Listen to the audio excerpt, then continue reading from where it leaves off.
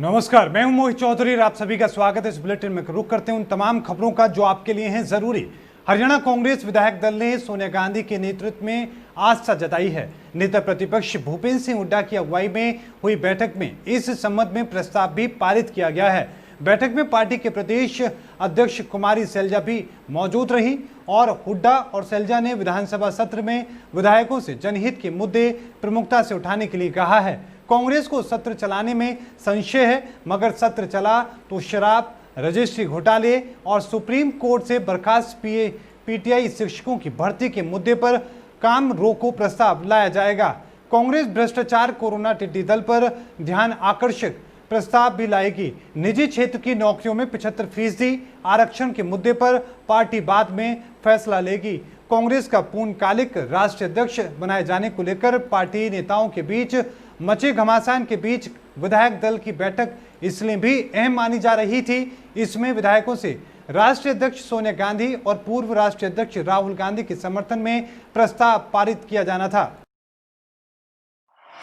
दिल्ली से राज्यसभा सांसद और आम आदमी पार्टी के हरियाणा के शहर प्रभारी डॉक्टर सुशील गुप्ता ने हिसार के भट्टू ब्लॉक के गांव खापड़ा कला, ढिंग्स सहित कई गांवों में ऑक्सीजन जांच केंद्र का उद्घाटन किया। इस दौरान ग्रामीणों को संबोधित करते हुए गुप्ता ने कहा कि ऑक्सीजन जांच कार्य में इसकी जिम्मेदारी लेने वाले आम आदमी पार्टी कार्यकर्ताओं को ऑक्सीमित्र नाम दिया गया है। वे ऑक्सीमित्र अब अपने गांव में ऑक्सीमीटर द्वारा गांव में ग्रामीणों के ऑक्सीजन लेवल की जांच करेंगे। अगर किसी का ऑक्सीजन लेवल 95 से कम हुआ तो उसे अस्पताल में भर्ती होने में उनकी मदद करेंगे।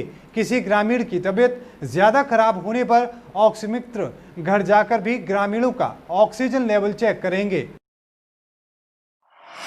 प्रदेश में आगामी मानसून विधानसभा सत्र की शुरुआत 26 अगस्त से होने जा रही है। वहीं दूसरी तरफ सत्र के लिए गुरुग्राम जिले के पटौदी विधायक सत्य प्रकाश जरावता होमवर्क करने में लग गए हैं, जिसके चलते उन्होंने मानेसर में स्थित HSIIDC ऑफिस में मानेसर में मौजूदा सभी कार्यों का अधिकारियों से हल्के में हुए विकास कार्यों का ब्यौरा लिया है। ये ब्यौरा जरावता में HSIIDC हॉल में लिया गया। यहां मौके पर विधायक ने अधिकारियों को यह भी कहा कि अगर कोई अधिकारी समय पर कार्य पूरा नहीं करेंगे तो उनके खिलाफ कार्रवाई की जाएगी। साथ ही बैठक में न पहुंचने वाले अधिकारियों पर विधायक ने कार्रवाई करने की चेतावनी दी डाली है। इस बैठक में SDM जितेंद्र गांधी, BDO और विभाग के अन्य अधिकारी भी मौजूद रहे। माननीय हमारे पटौदी के जो विधायक महोदय हैं श्री सत्यप्रकाश जरावता जी द्वारा सभी अधिकारियों की एक मीटिंग बुलाई गई थी।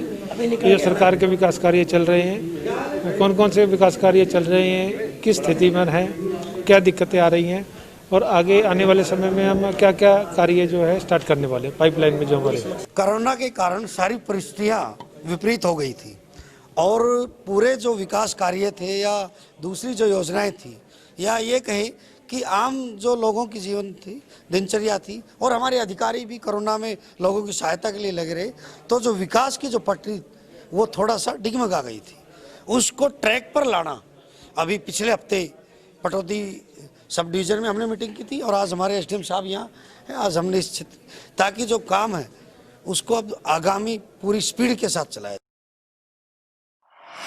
रोहतक में बाजारों को 2 दिन बंद रखने के फैसले को लेकर व्यापारियों की नाराजगी थमती नजर नहीं आ रही है। अब ऐसे में रोहतक ट्रेडर्स एसोसिएशन के प्रधान हेमंत बख्शी ने उपायुक्त मनोज कुमार को ज्ञापन सौंपा है और मांग की है कि सप्ताह में 2 दिन बाजार बंद करने के आदेश को प्रशासन वापस ले। आपको बता दें कि इससे पहले व्यापारियों ने चेतावनी देते हुए कहा था कि अगले शनिवार से अगर 2 दिन के लिए बाजार बंद करने का फरमान जारी किया गया तो आंदोलन करने पर व्यापारी विवश होंगे। कुछ व्यापारियों ने सीधे तौर से सरकार के इस फैसले को तुगलकी फरमान बताते हुए कहा कि अगली बार ऐसा होता है तो सड़कों पर उतरेंगे। इस दौरान हेमंत बख्शी ने कहा कि यदि कोई कहता है कि व्यापार कल्याण बोर्ड कुछ नहीं करता तो कहने दें, हम व्यापारियों की आवाज उठा रहे हैं। कल्याण बोर्ड का मैं तो सदस्य हूं, अभी बोर्ड ने सही तरीके से काम शुरू नहीं किया है, फिर भी हम अपने स्तर से व्यापारियों की समस्याएं निस्तारित करने में लगे हैं।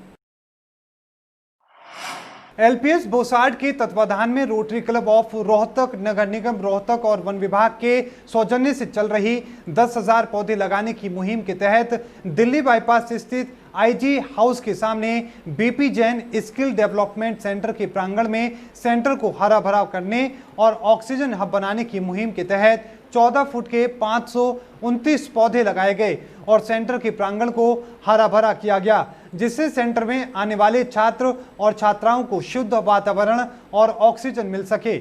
मीडिया प्रभारी राजीव जैन ने बताया कि पौधारोपण के मुख्य अतिथि रोहतक नगर निगम के मेयर मनमोहन गोयल, रोहतक के सीएमओ अनिल बिरला, अध्यक्षता समाज सेवी उद्योगपति राजेश जैन, वार्ड नंबर 11 के पार्षद रतन सिंह अहलावत, समाज सेवी उद्योगपति विजय कुमार जैन, रोटरी क्लब के प्रधान राजेश कपूर और क्लब के सदस्यों ने 529 पौधे लगाए और इससे पहले त्रिवेणी के पौधे लगाकर शुभारंभ किया।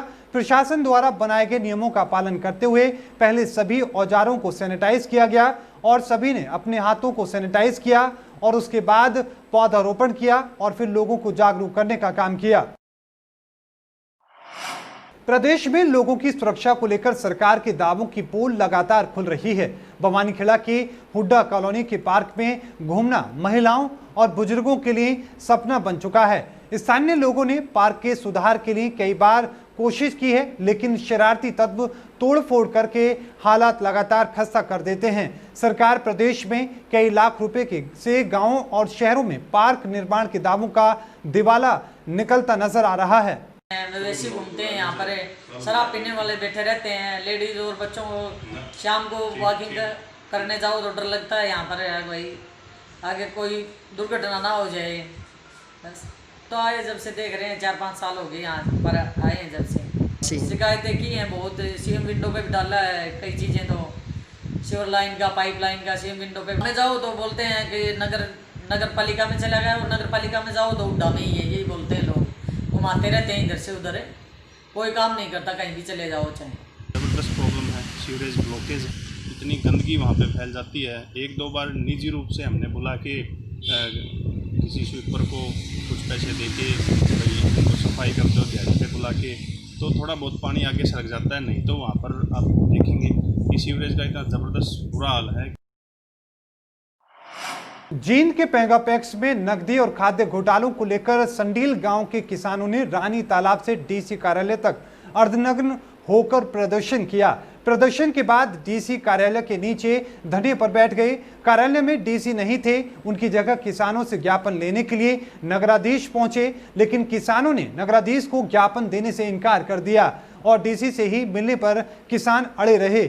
इस दौरान उचाना डीएसपी जितेंद्र भी किसानों से बात करने पहुंचे। जब डीसी से बात होने की बात वहां पर पहुंचे तो किसानों ने कोऑपरेटिव बैंक के जीएम और सहकारी समितियों के सहायक रजिस्ट्रार को भी बुलाने की मांग की, जिन्हें मौके पर बुलाया गया। काफी देर तक किसानों के साथ बात की गई। किसानों ने अधिकारियों के आगे हाथ जोड़कर न्याय की गुहार लगाते हुए कहा कि बगैर कर्ज के पैक्स ने उन्हें डिफॉल्टर बना दिया है, जिसके कारण उन्हें एनओसी नहीं मिल पा रही है। बगैर एनओसी के ना तो बैंक कर्ज देते हैं और ना ही कोई दूसरे कामों में भी एनओसी की जरूरत पड़ती है। किसानों को पैक्स से खाद भी नहीं मिल पा रहा है। गांव के लगभग करोड़ रुपए का लगभग मामला है, एक अकेला गांव संडील का, और इसमें पेगा पैक्स के अंदर 4 गांव आते हैं, पेगा, खेड़ी बुल्ला, थुआ और संडील। अगर चारों गांवों का मिलाया जाएगा, ये तो एक छोटा सा गांव है मेरा, जिसकी आबादी मेरे ख्याल में 2,500-3 हजार वोट हैं। टोटल कितने जितने बड़े किसी और गांव है ना, उसमें अगर सारा उजागर कराया जाओ ना, ये अरबों में जाओगा। लेकिन सर ना तो सरकार चाहती इस पर पर्दा उठाना और ना ही प्रशासन चाहता, ना ही ऐसा। देखिए 8 महीने से जो किसान परेशान है, इसका मुद्दा पहले भी, आज से लगभग 8-9 महीने पहले भी उठा था, और इस विषय को माननीय मुख्यमंत्री तक भी पहुँचाने का काम करूँगा और इनको न्याय मिलना चाहिए। जिस प्रकार से लोग कह रहे हैं कि भ्रष्टाचार है, तो उसकी इंक्वायरी होनी चाहिए, इंक्वायरी में साफ होना चाहिए, दूध का दूध और पानी का पानी होना चाहिए। देखिए जो इनकी है, जो इनकी समस्या, उसको मैंने पहले ही कहा कि हम लोगों ने पहले भी मांग उठाई है ग्रांसिल की मीटिंग में, लेकिन जहां जो भी अधिकारी इसको छुपाने का काम करे, उनके खिलाफ सख्त कार्रवाई हो। कुरुक्षेत्र के शाहबाद उपमंडल में मक्का की फसल बर्बाद होने से किसान हताश हैं। उनका कहना है कि पता नहीं मुआवजा मिलेगा या नहीं, लेकिन प्रोत्साहन राशि का तो कुछ अता पता ही नहीं है। प्रभावित किसानों ने कहा कि सरकार हमारी सुध ले, क्योंकि सरकार ने ही कहा था कि सरकारी जमीन पर इस बार धान की फसल नहीं बल्कि मक्का या फिर अन्य फसलें लगाएं तो उन्हें 7,000 रुपए प्रति एकड़ के हिसाब से प्रोत्साहन राशि दी जाएगी।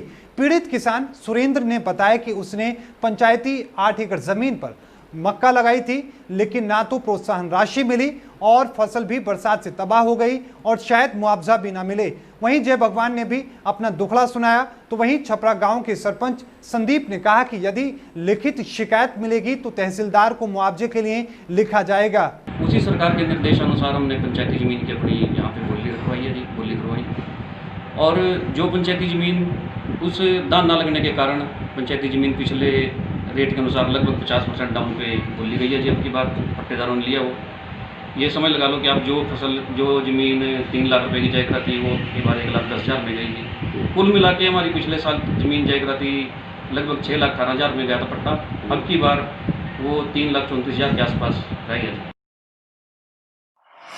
महेंद्रगढ़ थाना परिसर में अवैध शराब की 500 बोतलों को नष्ट किया गया। इस मौके पर नायब तहसीलदार प्रकाशवीर, ड्यूटी मजिस्ट्रेट मौजूदा वहां पर रहे और महेंद्रगढ़ पुलिस ने अलग अलग मामलों में पकड़ी गई अवैध अंग्रेजी शराब, देसी शराब और बियर की 500 बोतलों को मजिस्ट्रेट के आदेश पर थाने की पुरानी बिल्डिंग के पीछे नष्ट किया। इस मौके पर प्रशासन की तरफ से नायब तहसीलदार और ड्यूटी मजिस्ट्रेट मौजूद रहे और उनकी मौजूदगी में इन बोतलों को नष्ट किया गया।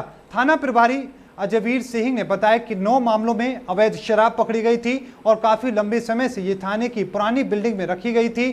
पुलिस द्वारा मजिस्ट्रेट से इजाजत लेकर आज ये नष्ट की जा रही है, जिनमें अंग्रेजी, देसी की शराब की बोतलें और बियर की बोतलें शामिल हैं। कुल बोतलों की संख्या 500 है। ये लगभग 500 बोतल के लगभग सामान है और 9 मुकदमों में ये पकड़ा गया था।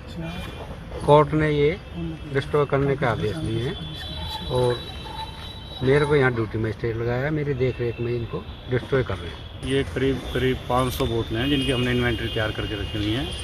हमने कोर्ट से परमिशन ली है इसको डिस्ट्रॉय करने की, जिसके अंदर अपने तहसीलदार साहब जो है वो ड्यूटी मजिस्ट्रेट अपॉइंट किए हैं और आपकी अगुवाई में सारे को माल को डिस्ट्रॉय करके इसकी रिपोर्ट हम सबमिट करेंगे। खबरों के प्रायोजक थे Pramod trading company, tiles, sanitary ware, Ghanipura, Jhajjar road, Rohtak. Asian colour coated स्पात limited. Be Fast Fit, India's fastest growing fitness chain, now at Rohtak D Park. Corona महामारी से लड़ने के लिए आरोग्य मास्क लाया है आपके लिए सबसे आधुनिक मास्क। इसके साथ ही आपको मिलेगी आधुनिक PPE किट, वो भी बहुत ही सस्ते रेट पर। contact@arogyamask.com पर जाएं और हमसे संपर्क करें या फिर www.arogyamask.com से जुड़ें। इसके साथ ही आप हमें कॉल कर सकते हैं। हमारा पता है Anand international, plot number 181, sector 25, Panipat, Haryana.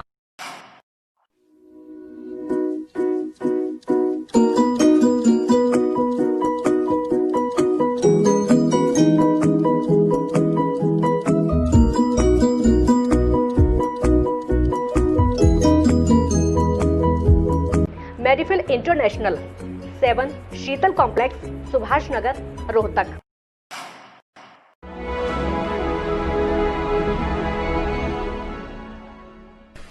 चाचा, आपने नया घर बनवाया है तो घर की छत पर कौन सी शीट लगवाई है?